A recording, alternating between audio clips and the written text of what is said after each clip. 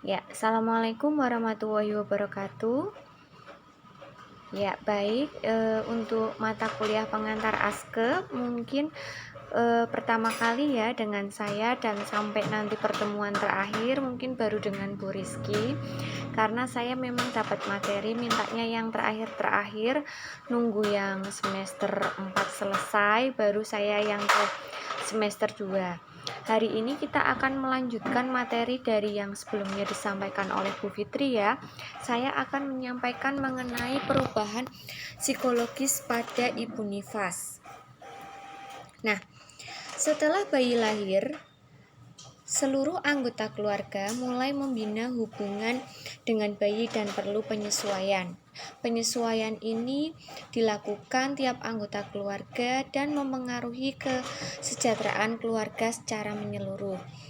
Karena ada anggota baru ya, sehingga memang perlu penyesuaian semua orang.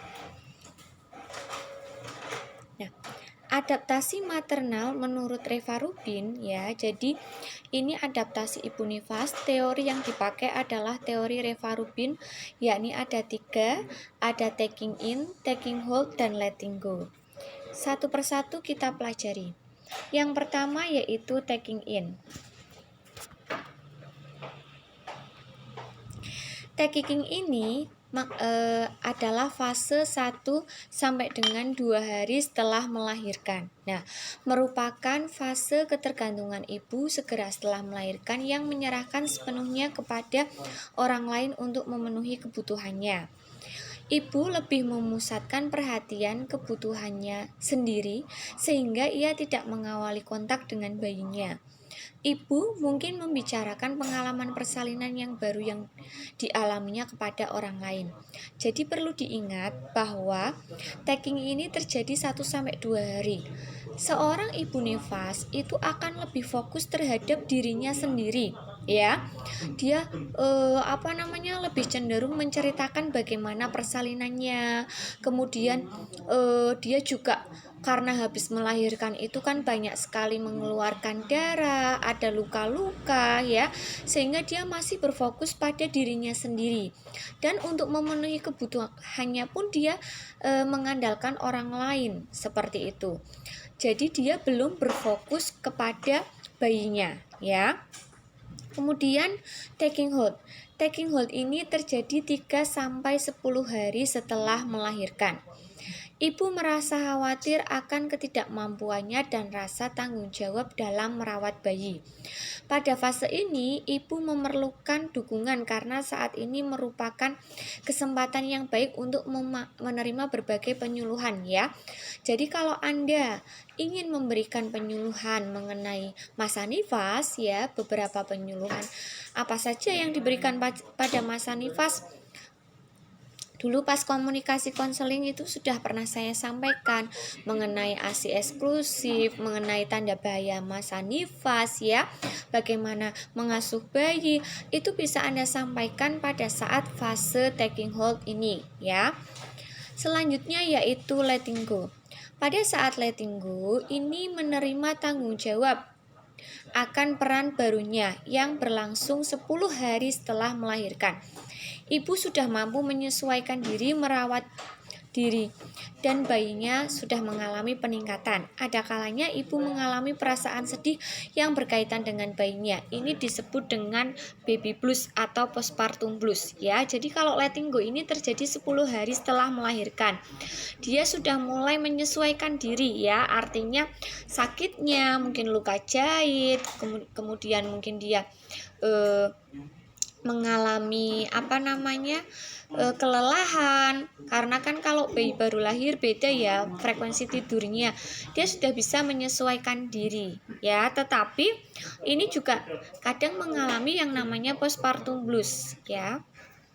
Nah, kemudian adaptasi paternal atau adaptasi ayahnya ya, ayahnya ini juga mengalami adaptasi Mbak ya. Di antaranya dia beradaptasi dengan kehadiran bayi baru lahir ini dengan mengikuti proses yang sama seperti ibu dan bayi. Mulai frekuensi tidur biasanya bergantian ya, artinya sang ayah pun mengalami gangguan frekuensi tidur. Diawali juga dengan sentuhan pada bayi, ya. Biasanya ayah lebih banyak bicara pada bayi ketika memberikan respon terhadap perilaku bayi.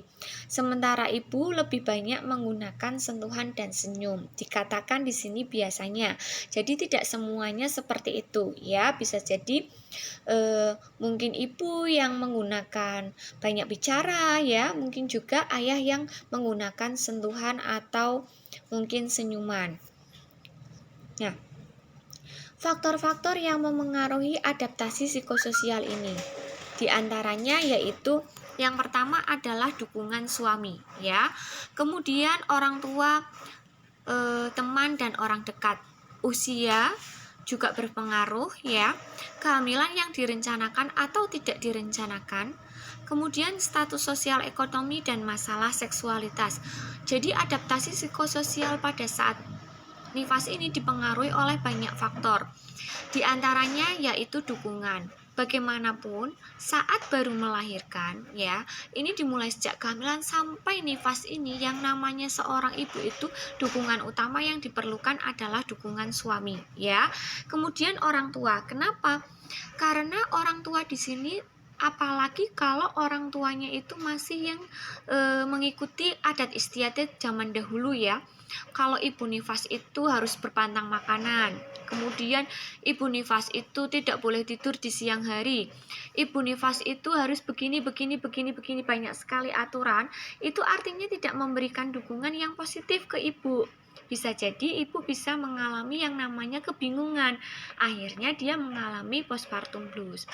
Usia juga sangat memengaruhi, Mbak, ya. Apakah dia itu ibu nifas yang masih kecil, ya, umurnya masih muda, ya, atau dia memang sudah usia reproduksi yang sehat untuk melahirkan. Kemudian pasti, ya, karena kehamilan ini direncanakan atau tidak, akan sangat berbeda ketika dia anak mahal misalnya. Meskipun dia masih dalam fase taking in, ya, ada ibu yang memang sudah perhatian ke bayinya, ya, meskipun baru melahirkan dia sangat menyayangi bayinya, ya, tidak acuh tak acuh. Kemudian status sosial ekonomi tentu, dan ada tidak permasalahan seksualitas.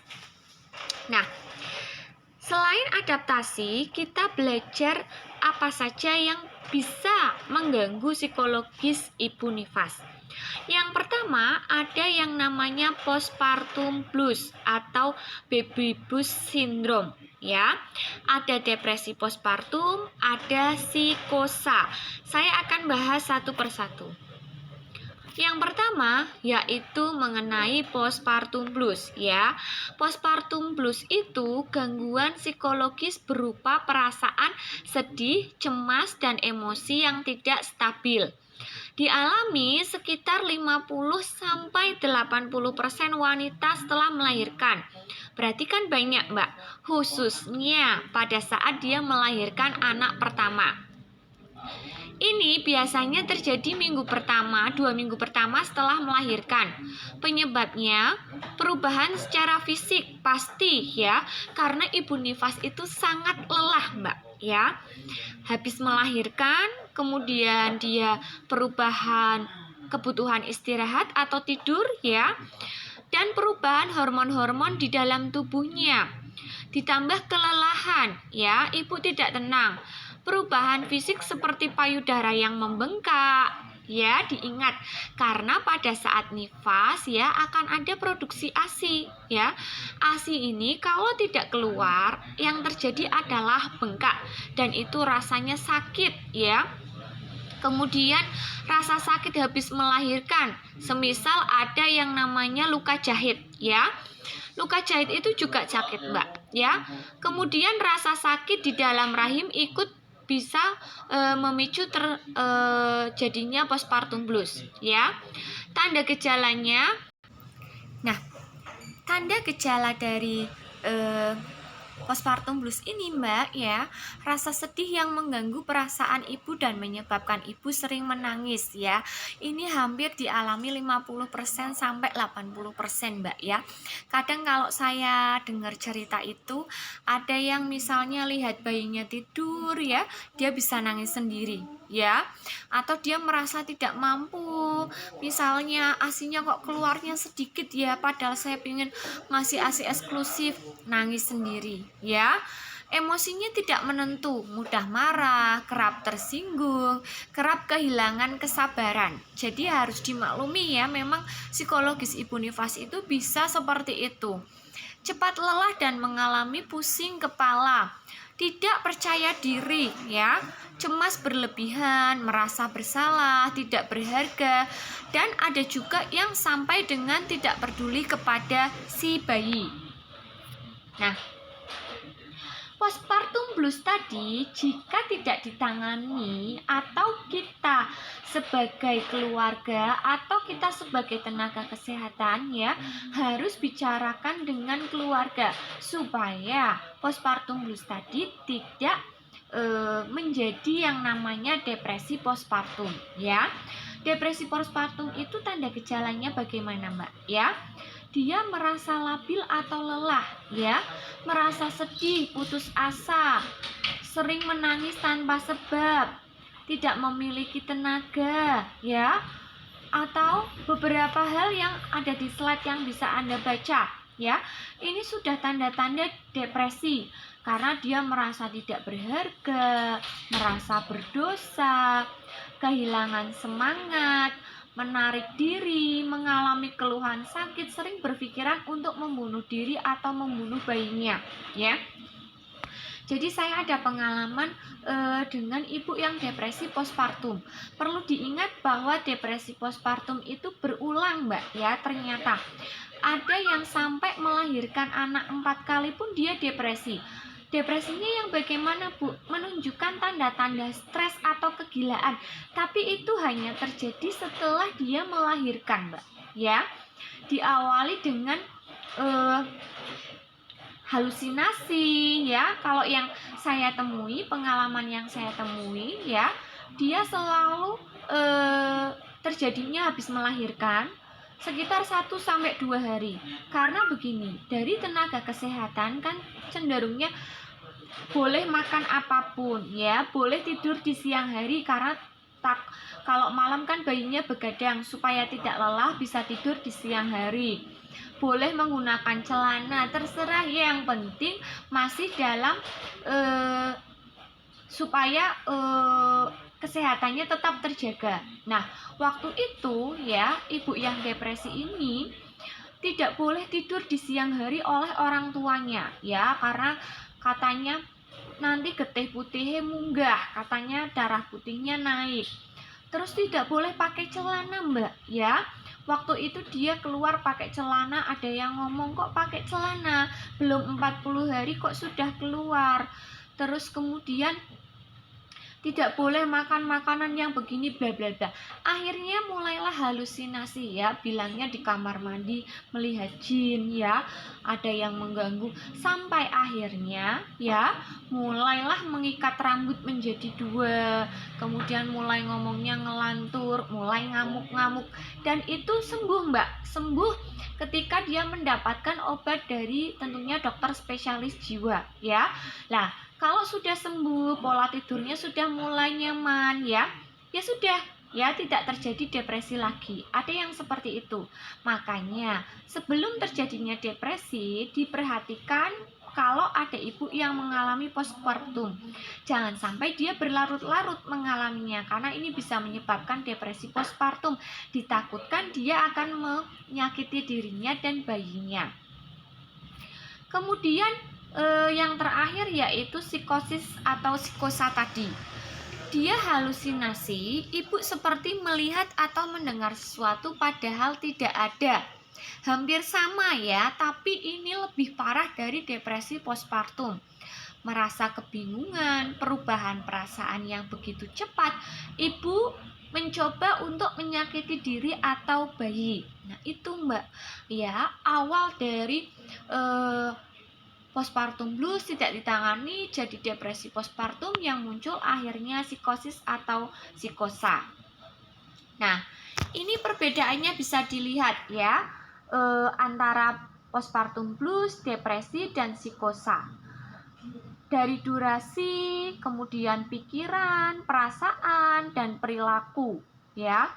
Bahkan yang saya lihat itu yang depresi postpartum itu Mbak, itu sampai ngidoni dokternya. Saya pernah lihat ya, dia hanya seperti itu kalau habis melahirkan kumat Mbak ya. Bahkan ada yang sampai anaknya 4 itu berulang. Sehingga orang yang beresiko untuk itu harus kita kawal dari saat dia baru melahirkan Mbak. Oh, ini riwayat depresi postpartum, berarti dia bisa berulang.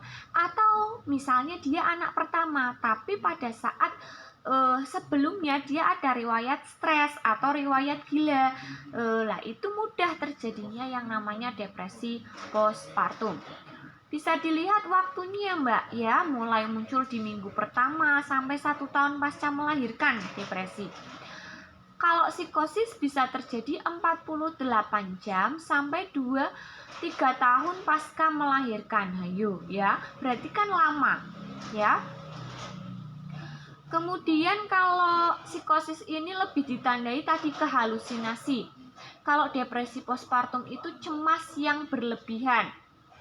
Tapi kalau misalnya baby blues itu cemas yang masih dapat dikendalikan ya. Saya juga waktu itu mengalami hal yang mungkin dinamakan postpartum blues pada saat anak saya yang pertama itu nggak mau menyusu secara langsung ya. Artinya dia harus, karena sudah mengalami bingung puting, itu hampir beberapa kali menangis Mbak ya, menangis sendiri ya. Artinya ya Allah, padahal saya pengen ASI eksklusif, tapi kok anak saya nggak mau menyusu secara langsung. Akhirnya dukungan suamilah yang paling penting memang. Sampai suami saya bilang, nggak apa-apa, wong susu di Indomaret itu banyak, nggak usah sedih dan sebagainya. Tapi dengan dukungan seperti itu Mbak, alhamdulillah saya meskipun dengan pumping ya, bisa sampai dengan 10 bulan ASI, full ASI anak saya ya, yang pertama. Kalau yang kedua ini saya sampai sekarang ya, anak saya sudah mau 2 tahun itu masih ASI ya, alhamdulillah. Jadi memang yang dibutuhkan adalah dukungan suami ya, dan keluarga tentunya. Nah, sekarang bagaimana peran dan tanggung jawab bidan ini pada saat perubahan psikologis ibu nifas? Tentunya dia harus memberikan dukungan kepada ibu ya, untuk mengurangi ketegangan fisik dan ketegangan psikologis yang terjadi selama masa ini berlangsung. Dukungan kita sangat penting Mbak. Apabila kita melihat bahwa ternyata keluarga pasien ini juga keluarga yang harus diyakinkan, makanya kita harus meyakinkan keluarganya, terutama adalah suami ya. Kemudian menjadi promotor atau penghubung antara bayi dengan ibunya dan keluarganya. Yang kita temui kadang begini ya, kalau di rumah sakit itu habis melahirkan Mbak ya, yang dipegang bukan bayinya, tapi apa? Handphone ya, entah update status lah, entah apa. Dan yang megang bayinya itu simbahnya ya. Nah itu kita harus menjadi promotor, bilang ke ibunya, ibu ya, bayinya disusui ya, kemudian apa ya, sehingga mendekatkan bayi dengan ibunya. Jangan yang pegang bayi mbahnya terus Bu ya, coba digendong, coba disusui, seperti itu ya. Mendorong dan juga memotivasi sang ibu untuk menyusui bayinya. Nah, kadang ada yang begini Mbak, ibu nifas itu belum keluar, ASInya masih sedikit. Nah, tujuan kita adalah memotivasi ibu, kalau disusukan nanti ASInya tambah banyak. Ibu kalau disusukan nanti kan dirangsang sehingga ASInya bisa keluar. Itu harus kita yakinkan, karena kalau ibu itu punya pemikiran ASI saya sedikit, langsung Mbak ASInya itu sedikit. Sehingga kita harus meyakinkan ibu bahwa dia ASInya banyak, dia bisa menyusui, dan dia harus sesering mungkin menyusui bayinya. Selanjutnya yaitu mampu menyusun sebuah program perencanaan kesehatan yang berkaitan dengan kondisi kesehatan ibu dan anaknya. Jadi dia harus menyusun program bagaimana. Saya akan kunjungan masa nifas kalau dia bidan desa. Saya akan kunjungan neonatus sesuai dengan jadwal. Kalau kunjungan nifas 3 kali, ya, kalau teori yang baru ya, teori lama 4 kali, masih ada yang pakai yang teori lama juga. Kalau kunjungan bayinya itu 3 kali. Jadi kita ada perencanaan dan sudah ada panduannya juga. Ketika mengunjungi pasien itu apa yang harus dilakukan sudah ada, ya. Apa yang harus ditanyakan. Nanti Anda akan lebih jelas pada saat askepnya satu persatu. Kemudian selanjutnya mendeteksi adanya komplikasi dan gangguan kesehatan lain serta memberikan rujukan. Nah, pada saat ibu nifas itu kita lihat tadi apakah terjadi depresi postpartum, ya tentunya kita akan melakukan rujukan. Atau ada masalah lain, misalnya Bu, kok saya keluar darahnya banyak ya, banyak sekali sampai saya lemes. Nah, jangan-jangan dia mengalami perdarahan. Oh, ada sisa ari-ari di dalam perutnya atau sisa plasenta ya. Atau mungkin jahitannya tidak jadi. Nah, itu seperti itu, Mbak. Kita deteksi lebih dini. Memberikan edukasi mengenai kesehatan serta cara hidup sehat yang mendukung pertumbuhan sang bayi, bayinya. Itu yang paling penting ya, sehingga ibu itu punya bekal